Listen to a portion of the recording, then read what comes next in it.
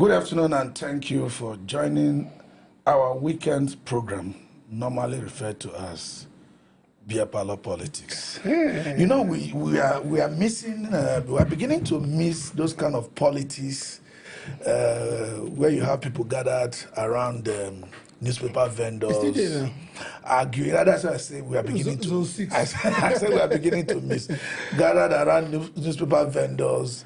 You know, arguing. This person, we don't worry. Tinubu don't win finish. Don't worry. You can't remove people Tinubu. Will wear tie that they are going to work. To work and they will be there. They will be there 4 o'clock. You know, and some other one where you see people seated in their. But I think the social media is actually taking a chunk of it. Yes. Because people do most of that on their argument phone. on social media. They don't really bother going to the newspaper stand as it used to be. In those days, when you go to get to Ring Road, different newspaper, people even sometimes they exchange blows. They saw Obasanjo. But do you know most of those newspaper vendor gatherings led most of the time when is it not riot? I don't want to call it riot. Demonstrations are coming up. They are always. Those are where the synergy. That's where it starts from. Yeah, that's where it starts. Yes. That's where it starts. Yeah, but everything starts and ends on social media. Now we have online warriors. Yeah. It's so bad that if you are not watchful, you see yourself spending hours arguing with a stranger you don't know. If I in Malaysia, maybe it's a small boy. Yes. Who doesn't don't be talking. They foolish people. All these Akpabio people. All these obedient. The day you say what they didn't like, they say you are Bado. Yeah. The day you now say they say you're obedient. Yeah. You know, the same obedient. Articulated. All right. But now we have people like Liberos Oshoma, people like Aruleba, and quite a number of them engaging in sometimes hilarious but politically minded. But the good thing with those kind of discussion, you know, what do I call it? Unpopular and irregular, you know, just unofficial discussions. There are certain truths that come out of those kind of discussion, because those are the people, you know, really feeling the economy. You know, like for example, now that the subsidy is removed in Nigeria, you are not going to have the feeling in Aso Rock. No. Forget the time our Senate president said that, oh, we are eating, maybe people are hungry. Yeah, that's why they are fighting. That's why they are fighting. You know, that's why they said and the hunger's strike or whatever. You know, you can't be in Aso Rock. People say you watch a dance from where you are standing. Yeah. You can't be in Aso Rock and be hungry. You know, there's something. You know, we had our professor come here the other day and said that if people like Akpabio before, or you know, other nations talk the way Akpabio talk, he said these people sometimes they'll burn them on the streets. Look at Kenya. Go and check, Philip. Take our time. Go and check per capita income of Kenya. Compare that with Nigeria. Over $2,000 per person. Check that of Nigeria. I think 800 and something or thereabouts. Countries like Chad and so are doing better than us. The last one I saw. If per capita income in Nigeria is 800. Is it up to 800? That means we have rich Nigerians. Exactly. Do you know what that is? If you talk about minimum wage in Nigeria, but in Kenya, I'm not saying we should protest in Nigeria. You know, you can do peaceful protests to register our grievances. There's nothing wrong with that. It's part of our democracy. Our current president has done it very, very well. But why is it that Nigerians, rather than do anything physical, all of them are all over the internet, abusing themselves, you know, engaging themselves, and by the time they get home or whatever, it gets to the daytime. All over the night, they are busy typing. Daytime, they are unemployed and they sleep off. What is wrong with our people? That is the time for them to protest. That's what the government wants. Keep them busy for nothing so that they cannot have time to come and... Because each time we say opposition, Philip, we're only looking at opposition parties. People who are dissatisfied with government are actually the opposition. Certainly. But we look at it from a different angle, thinking these parties are going to do it for us. Is it these parties that are submitting names without a pro-tem chairman, without a pro-tem, submitting letters of intent to INEC, no pro-tem national secretary, no pro-tem national chairman? One person submitted 3 names. Yes. That he wants to be the pro-tem chairman for 3 proposed political parties. What does it tend to achieve? What is the hope of the opposition?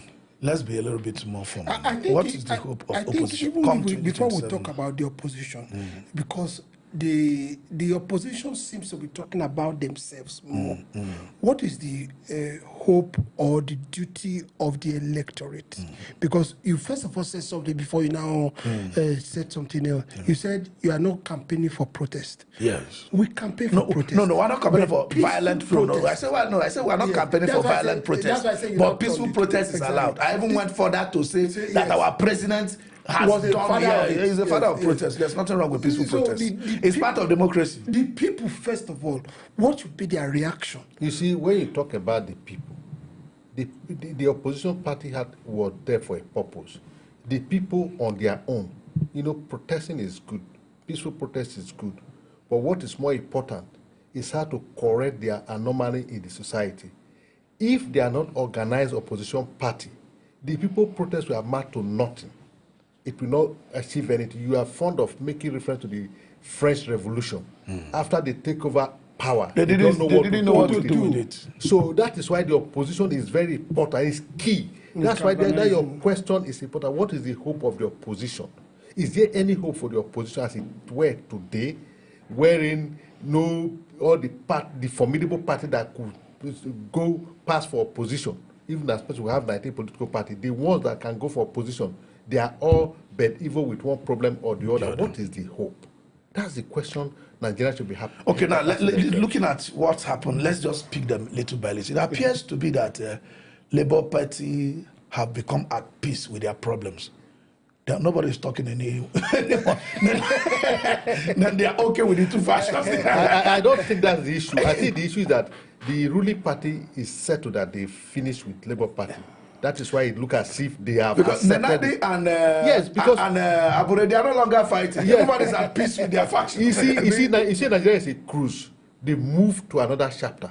They finish with Labour Party. I think the chapter that seems to be on the limelight It's is the SDP because it's the most peaceful and formidable and most organized party. So Well coordinated. So under the leadership of Alhaji Gaba Musa. So the ruling party seen that these people, they could be the danger. Yes. So they And turn particularly when they have legacy of Abiola behind them. And when everybody said that June 12th we were supposed to do SYZ, we are Yes. doing Okay, let me come to you, Kingsley, more specifically. The battles that SDP is going through now, could it be that this June 12th just reawoke people's consciousness that celebration of June 12th is actually celebration of SDP, not APC? SDP was what brought June 12th. Abiola winning election was what brought June 12th. And SDP is the oldest party in Nigeria. Could it be that after June 12th, people realize that, these people, it's not the people, the government realized. Yeah, well, let me put it down. The government realized. So over to you.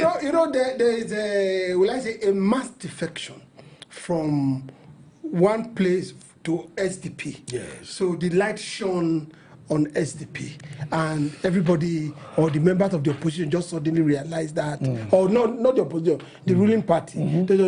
If we leave these people, SDP like that, SDP like this, we'll get a shock. And for the fact also that even the coalition, in their own way, try to go to SDP and say, let us use you, just leave it for us. And the SDP people said, not like that.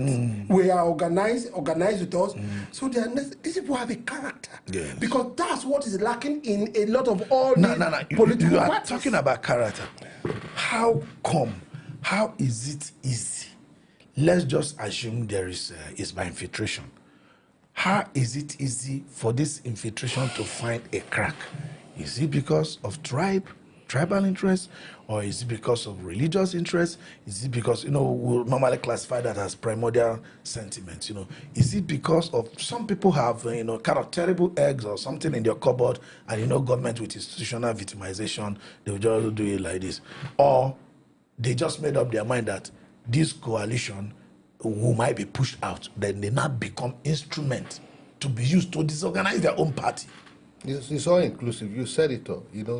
Primordial sentiment is one of the major things that is they are using against the SDP. Because if you look at the SDP structure, like you rightly said, when you were talking to my colleague, that the government just realized that SDP is actually June 12th, and June 12th is SDP. MKO Abiola is SDP. And MKO Abiola is June 12th. Yes. And MKO Abiola is from the Yoruba extraction. So when you come to the SDP, the Yoruba, they are still there, they hold key position. Yeah. And the ruling party is a Yoruba-led party. So when they find out that the SDP is becoming a threat, they whip up this settlement, tribal settlement. And those Yoruba who are there, some of them, maybe their hands are not too clean. So they said, okay, if even not for tribal settlement, know that we can also use this against you. Or in the alternative, like you also put it, some persons felt uncomfortable that we were used to eating crumb. This small house is good for us enough. If we expand the house, we might not be seen in the house. So if it means destroying the house so that the house will not be expanded, so be it. So whatever they offer them, they accepted it. All these are contributory factors that make it possible that SDP, that is a well-organized house, was be able to filtrate it. Because if you look at the organograms of the SDP, the national secretary of the party is Yoruba, the publicity secretary is Yoruba extraction from Kogi State, the legal advisor is Yoruba. Just name it.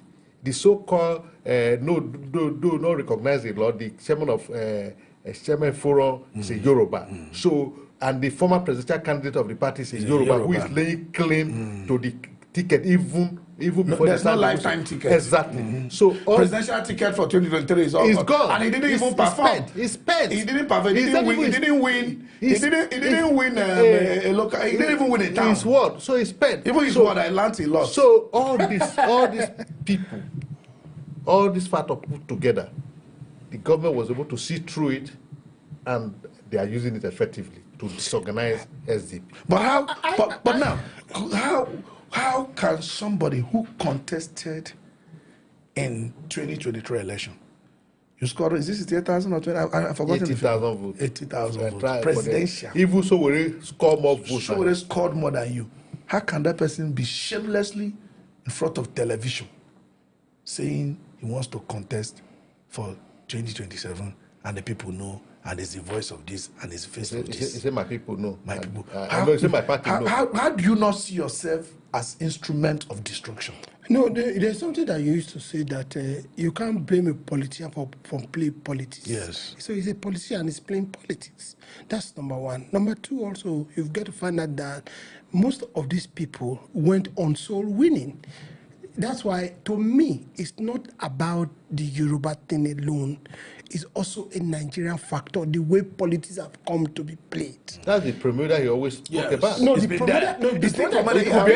It could be either way. No, It's primordial. It's primordial because when Buhari was there, the there. Fulani didn't want to hear anything. So it depends on who is there. No, that's what I'm saying. Yes. That after they cooked this thing, they sold it.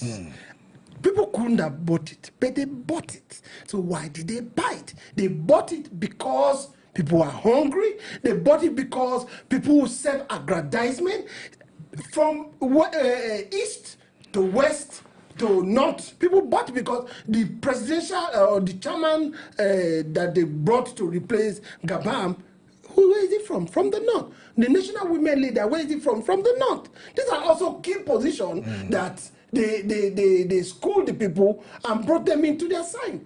I don't know if you understand. Yeah. So beyond the ethnic tribal, for example, we normally say that Buhari emboldened a lot of Fulani people. Yeah. You know, in fact, it was that time. I don't know if you ever saw it. They had this raincoat where they were putting their colors, put their colors and write their name at the back. That's the cattle rearers. I don't know if I know if you know, in through Buhari time, Meti Allah was almost attending federal executive. Thank you. I don't know if you understand. You remember when Ohaneze responded and said they should go and negotiate with market women and not them. They were written Mieti Allah on with their. I'm not joking. They were having a say almost in anything. In anything. You see, you understand? So that what they had, they sold it. They became evangelists. They sold it to people from the north. They sold it to people from the north central and everywhere. Okay, let me go on personality a little bit. Do you think El-Rufai's movement into SDP has sincerely kept APC G3? You know, they can say, hey, discard him. But do you think it has kept APC G3? Let me borrow a word from PK. Let me ask you a question. Why do you think SDP is being attacked today? Before the movement of El-Rufai into SDP, was there any attack on SDP? No. So that tells you how jittery the APC is with the movement of El-Rufai into SDP. We dwell on SDP a lot. We are talking about opposition. Let's take PDP, for instance. PDP is the party that ruled this country from 1999 to 2015. What is the position of, what is the state of PDP today? Is pitiable. PDP were the worst opposition you ever think of. They didn't even understand what opposition means. Because they see themselves as if they are in power, yes. they are distant. NNPC keeps seeing themselves as if they are opposition. Yes. And now the person who understands the game better came here and started, what to do is to destroy the PDP to the minimum, and that's what he's doing. One of the PDP played to his camp. Well, PDP played it to his hand because if their primary were well organized and it was fair and people lose honorably and wins honorably, I don't think this crisis would have been PDP. The issue with PDP is still the issue of the presidential primaries of the 2023 presidential election. So where the rules of the game were changed at the last minute. I'm not in support of it. Where Tamboa stepped down and asked his supporter to, no, you don't. After first, you understand. So it is a self-inflicted injury. So, but again, I agree. But like we said before, this country has been ruled by other political parties like the PDP. The dying days of Obasanjo government, democracy was almost at nothing. But Obasanjo never descended to the extent of going to the political party to destroy them. If he had done that, these people would have been Kisley, Nigerians are the ones that said we want democracy as a style of government. We are the ones that chose it. Nobody forced us. We fought so hard. I remember us fighting military very, very well for it. How come? Does it mean we don't know the meaning of democracy? Does it mean we didn't know that in democracy, people is a government of the people, by the people, and for the people? People are the one to determine their leader. You can't force yourself on them. What is it that is wrong with us? What is it that we didn't understand about democracy? And how come we are finding it so hard to accept criticisms? What is being practiced all over the world. We look at it as enmity once somebody criticizes what you are doing. For example, when Obi said, that Asiwaju should stop touring foreign countries and should start touring our 36 states, it looks like he was attacking Asiwaju. But I can tell you, since Obi made that statement, Asiwaju has visited more than 3-4 states. He has visited Nasarawa, he has visited Benue, he has visited Kaduna. Obi made the statement, we echo it, and Tinubu listen. Yes, and so in some form, it could be that Tinubu has listened to that statement because for all two years, he only visited Anambra and Enugu. But in a space of 2 weeks, Obi made the statement, he has visited 3 states. Let me tell you something, the election is coming close. When the election time were here, Tinubu was visiting everywhere. Am I correct? After the election stopped, Tinubu stopped visiting everywhere. He has activated electionary mode, so he will visit everywhere. That one is one part of it. Now, you talked about democracy and how we choose democracy. You must first of all look our pre-colonial era and look at what we operated and how we got to where we are.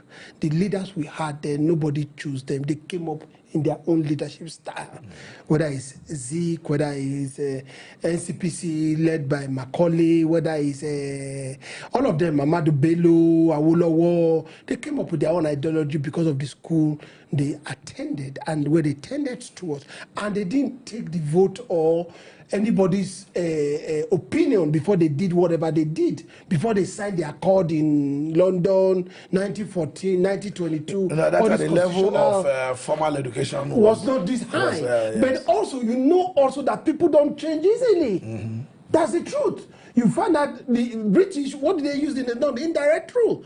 What did they use in the south? Direct rule, which they tried to make it indirect. The Igbos or the eastern part of the Niger didn't have a monarchical form of government for them to rule with. Yes. So they did whatever they did. Now, these people that now came, don't forget, it may be like 60 years or towards 60 years. It's not too long we came out of colonial rule. And to a large extent, you know, we know that there's still influence of Western nations on Nigeria.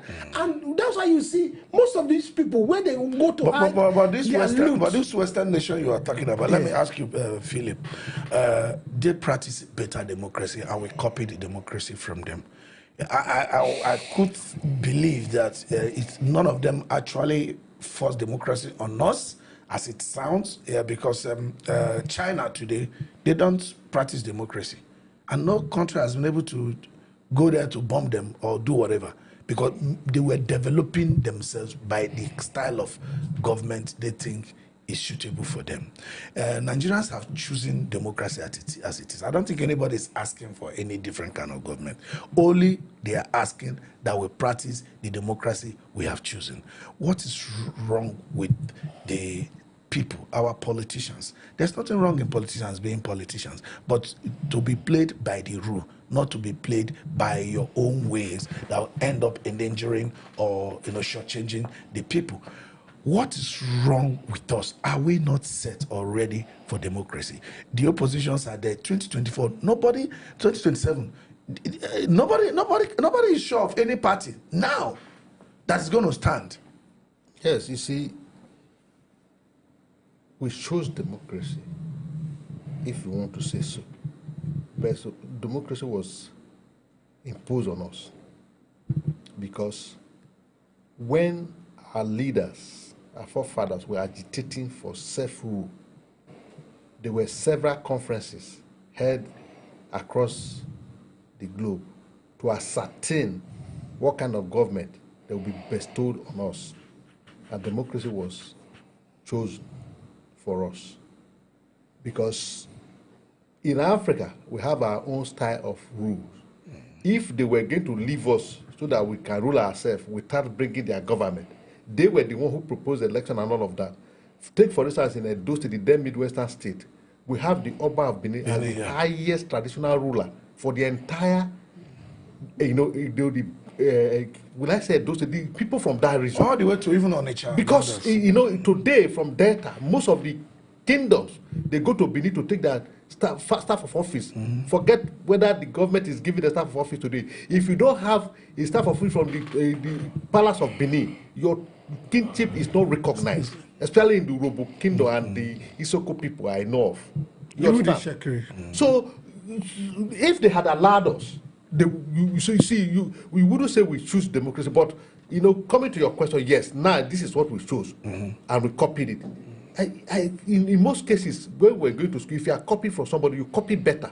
But it appears we copy worse. Yes. Because if not, if we had chosen democracy and we have copied it from the Western world, we should have developed it. Because it's always said that the student is always better than the teacher. Exactly. But the reverse is the case in governance in Nigeria. Those politicians who felt democracy is good and they preach to us, and by the time they get to office, they are different persons. Especially those who style themselves as Democrat and activists.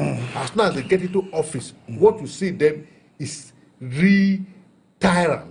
They are nowhere near Democrat. All right. If the current performance level, subsists to 2027, which we don't pray, I don't pray, I pray they do better, so that we don't have to wait till 2027. Can start enjoying today. But if for any reason it doesn't change, there's this tax reform that we don't have the complete details here, so we don't want to get into that to see if it might affect the disposable income of people and things like that. If it gets better, do you think, because now it appears that if what the only thing opposition lack is a platform now.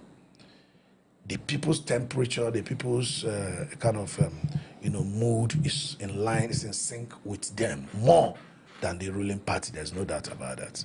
But if they happen to get a platform and the government performance increases, do you think the chances of opposition even winning in 2027 will be ruled out completely?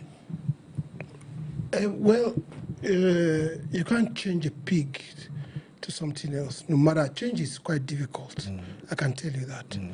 This government have gotten in more money than any other government in recent times. Yeah. Possibly in the history of Nigeria. But we have not seen the resultant effect of that on the economy. Now, the tax reform that they are doing right now, they not made the Nigerian Revenue Service, Nigerian Revenue Service, and all that, split it into 4 sections to get in more money. Now, I remember Amaewhule, the former chairman of FRS, is the fact that he said what makes it difficult for her in FRS was the fact that the money they get in, they don't see it on ground in exchange for development and the welfare of the people. This money this government have gotten, if they have used it for development visibly, I know a lot of things would have changed. The proportion of employment that comes from the federal sector is small compared to the small and medium scale enterprises that we have. What they need to do is to create an enabling environment so that small businesses can thrive. Where they can have small loans, and interest-free loans. Yeah, so that they can employ more people. I listened to a former governor, I think he said he created a what's it called? A revenue, a stack of money, about 50 billion, where if you are coming into their state, all he wants you to create employment for him. Create employment, come and borrow. A new government came and they discarded it. They didn't discard, they ate the money. Do you understand? And all that. Now, if we also have through government agencies like BOI, SMIDAN. BOI, go and apply. You procedure upon. Let's not go there. Let's not go there. You are not going to find it long. That's what I'm saying. If we're to be that, a lot of young entrepreneurs that are coming up, if we're to be that, they could go there, borrow 2 million, 3 million, 10 million, as it is. You see a lot of small-scale businesses springing up where people can do business, and the economy, there will be a boost in the economy. But when we are looking at, this massive project, that massive project, it's not going to get us there. They should look for a way of how to connect with the middle-aged people, especially the young. You say go to school. We have created more university, more polytechnics. When they come out, where are they going to work? There must be a place for them to work. Let me put this. I noticed the opposition are not really taking the ruling party on the promises they made. They are taking on them on general governance. Of course, most of the opposition voices is no other person than P2B. Atiku appeared to be reoccurring anything P2B says. He will not have a kind of how do I call it? Just pre-recorded reechoing. We are glad to see Atiku hang around after election. Everybody is celebrating that, and before you know, another election is already coming, and he's been around. Nobody is taking on this government that they promise that there'll be power, stability, ready for industry, ready for residents, for people, ready for commercial activities. And the president is on record, video, we have the video where he said, if I don't do this, do not re-elect me again. Nobody's tasking them, it doesn't mean that they don't want the president to perform, they don't want to hold him to that. So they will now use it as a card during a re-election campaign. The question you ask yourself, is the president allowing the opposition to do their work? If the president had won those... But Akpabio said something the other day that president is not happy that the opposition I think you should take it from the top. disarray. No, I think you should take it That's from the top. against what the president said, that he is happy that the opposition is in disarray. So who should we believe? So now coming to the issue of the people not taking the government on their promises, holding them accountable on their promises.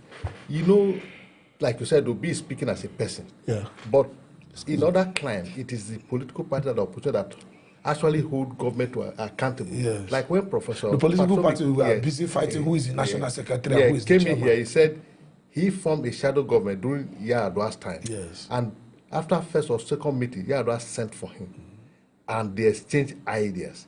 This government is not prepared for that. You said they are fighting who is chairman, who is secretary. Who is the architect? Take, for instance, PDP. Wike is a staunch and strong PDP member. He's a minister under the ruling party. Wike is the main problem of the PDP. The other day, the acting chairman, Damagu, is trying to make effort to restore peace and said, oh, since you are the problem, restore to office so that we can get things going. Yeah. Wike, from his parlor, said who is Damagu to instruct Ayahu to resume that. Ayahu has been working for wherever he is. You can imagine what the opposition is going through. So they don't even have time to have peace in their door to speak against the government. Before now, the national chairman of the SDP, Alhaji Shehu Musa Gaban, has been very, very constructive in criticizing government and profiling solution to governance. All of a sudden, there's a problem in SDP. The man is now struggling for his position, running for his life, how he can stabilize his party, not to talking about government performance. You understand it? So this is the problem. Obi, for instance, if he's not a strong, weak person, his party has been balkanized right from day one. After even before the court judgment. Yes. Papa was dead, strongly as if Abure was not a party chairman. No sooner than that, the court matter finished. Whether they bought Papa's over, Abure's over, before we know it, Papa and Abure were now working together, and the problem was now the obedient and Abure and on. So where is the time for the opposition to hold the government accountable when their home is not settled? When the government has set fire in their home? Okay. Now, opposition, they are in disarray, and they continue to be in disarray because even the new ones that are trying to register new parties, there are a lot of discrepancies that INEC has brought out. But let's put that aside. INEC has graciously and finally announced as by-elections. For example, the one you have in Okpebholo became a governor. The Senate race is still there. Senator Ifeanyi, we moved to beyond, and the seat is still there, and a few others. So this opposition now that are in disarray, and the president, had a pleasure in them before Akpabio told us that it's not a true position. How are they going to submit their candidates? How are they going to come about? Is it going to be a gift to APC? Person of Aliyu, former SSA to the president, had come up to say that a strategy that geared towards a one-party state is not a strategy. Yes. That is a wicked and dangerous trend. Now, you've announced by-election. He said the right of choice is godly. It's godly. That any power that suppresses the right of choice is not of God. It's not of God. So now you have a by-election. We don't know who is going to submit list of candidates for the election from PDP, because that issue is still there.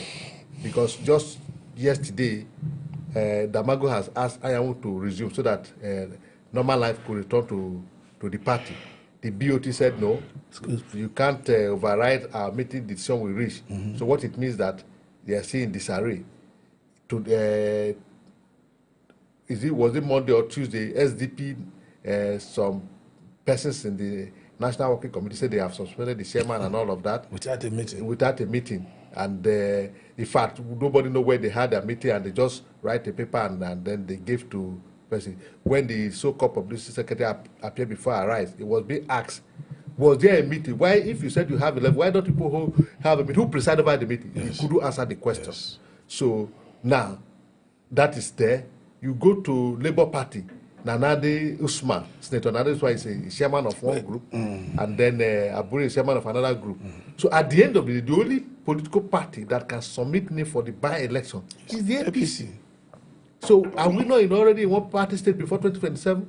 So, like I said earlier, that of Labour is beginning to, it appears, like I said earlier, they are already at peace with their faction.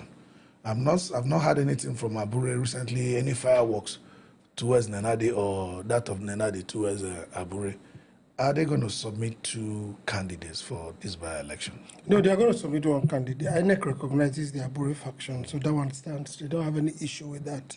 But the only thing is that they are not as popular if they had Nenadi's because that appears obedient, which was the engine room of Labour, the Labour that we know, not the Labour before. So because the obedience appears to be keen with Nenadi, not minding whether INEC recognizes Abure or not. So the obedient are not in Labour.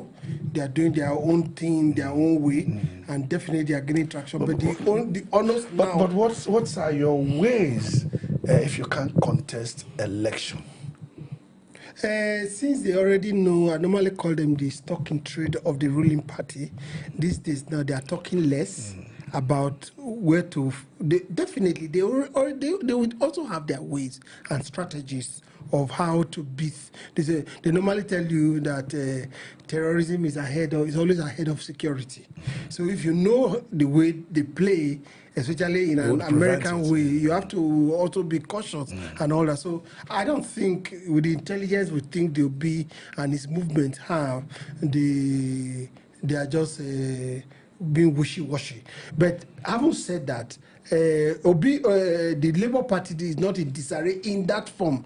One of them that is in the two of them that are in disarray right now is PDP and SDP. SDP is in a quagmire right now between you and I, except they are able to pull the plug off the what do I call them now? Those that are trying to sabotage their effort, and they will come to bear and bring out names. But as it is right now, it's going to be quite difficult. Even the PDP is actually even worse. For okay, the Nenadi faction appears to have found peace in obedient movement, which is now they're having meetings here and there.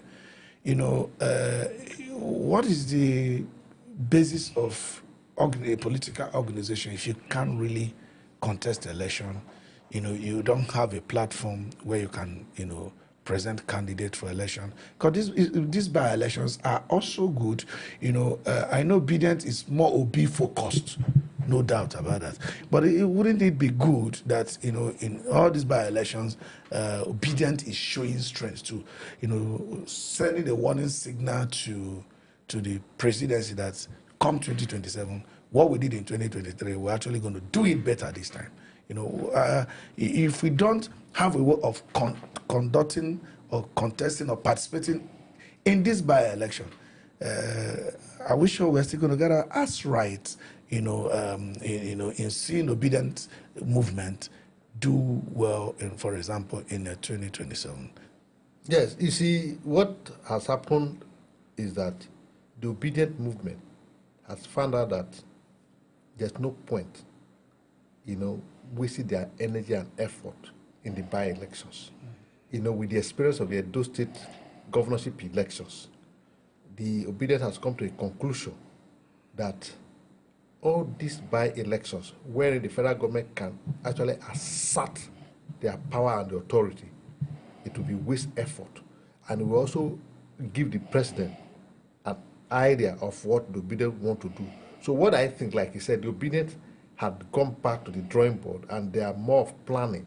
I can assure you there must be a platform for them in 2027, so that they are trying to keep to their shares, so that the government will not puncture that platform, so that they can gather their strength for the last fight. Because don't forget, Obi's chance is 2027. If he loses it, he can't come back in 2031 because if we are saying that is the turn of the South, we cannot come back in 2031 to say it's turn of the South again. So the obedient, they But are the aware of Northerners it. are still contesting in the turn of the South. Yes, it's immaterial. That is why everybody is criticizing people like Atiku is the only person who is. But he's still getting vote. If he was not there, he would have spoiled the chances of Obi. Yes, we are aware of that. So that is why he was one that spoiled to be chance. So the trend may also continue. Yes, so that's why obedient has gone to watch and see what they can do. Okay, let's put of obedient aside. They might have a strategy, like I've said, to not distract themselves by the by-elections. But what strategy do INEC have to deny Nigeria mandatory electronic transmission on this by-election? Their capacities are not stretched. Nothing is disturbing them. Off-cycle election is the easiest to have used mandatory electronic transmission. To test the waters. Because not even test, it's been tested before. No, they were it was good. not tested. What's not tested? They tested in when on Nigeria. in Delta State. Even in the presidential election that they were, the House of Rep election and the senatorial. But I'm telling you about their claim because they couldn't have just woken up on the day of election and say that we can't transmit. No, they said it's a glitch. They didn't say they've not tested. They said it's a technical glitch. Okay. So is that their official statement? Yes.